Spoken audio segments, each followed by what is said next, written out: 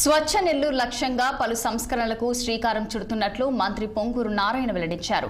54వ డివిజన్లోని జనార్దన్ రెడ్డి కాలనీలో 3 metre sweeping మిషన్లను ఆయన ప్రారంభించారు. 1,30,00,000 రూపాయల విలువైన మిషన్లను ఎంపీ వేమిరెడ్డి ప్రభాకర్ రెడ్డితో కలిసి ప్రారంభించారు.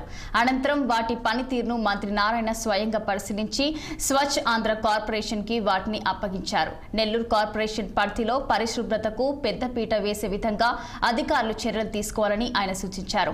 అనంతరం ప్రభుత్వం నూతనంగా చేపట్టిన రేషన్ దుకాణంను ఆయన ప్రారంభించారు. ప్రతి నెల 1వ తేదీ నుంచి 15వ తేదీ వరకు రేషన్ సరుకుల పంపిణీ జరుగుతుందని తెలిపారు. రేషన్ కార్డుల్లో మీద ఏదైతే వస్తువులు ఇస్తున్నారో అవన్నీ కూడా రేషన్ షాప్ లోనే 1వ తేదీ నుంచి 15వ తేదీ దాకా ఇచ్చేటట్టుగా ప్రభుత్వం డెసిషన్ తీసుకోవడం జరిగింది.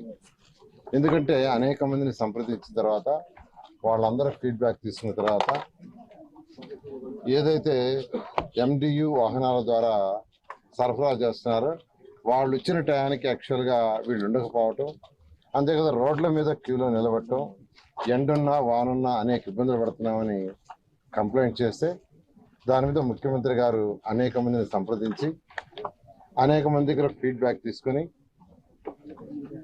లాస్ట్ క్యాబినెట్లో ఒక డెసిషన్ ఏంటంటే రేషన్ షాపుల వద్దనే 1వ తేదీ నుంచి 15వ తేదీ దాకా ఇచ్చేటట్టుగా నిర్ణయించారు. ఈ రాష్ట్రంలో 1,46,00,000 కార్డులు ఉన్నాయి. అంటే 1,46,00,000 మందికి యాక్చువల్గా ఈ రేషన్ కార్డు ద్వారా యాక్చువల్గా వాళ్ళ యొక్క నిత్యావసరాలు సప్లై చేస్తున్నారు. త్వరలో ఇదే రేషన్ కార్డు ద్వారా తక్కువ ఖర్చుతో అనేకమైన వస్తువులు ఇవ్వాలని కూడా యాక్చువల్గా ముఖ్యమంత్రి గారు నిర్ణయించడం, దాని మీద అధికారులు యాక్చువల్ వర్క్ చేస్తున్నారు.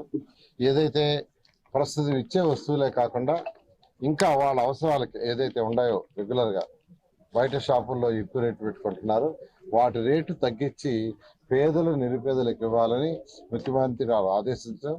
ఈ రోజు నుంచి రాష్ట్రంలో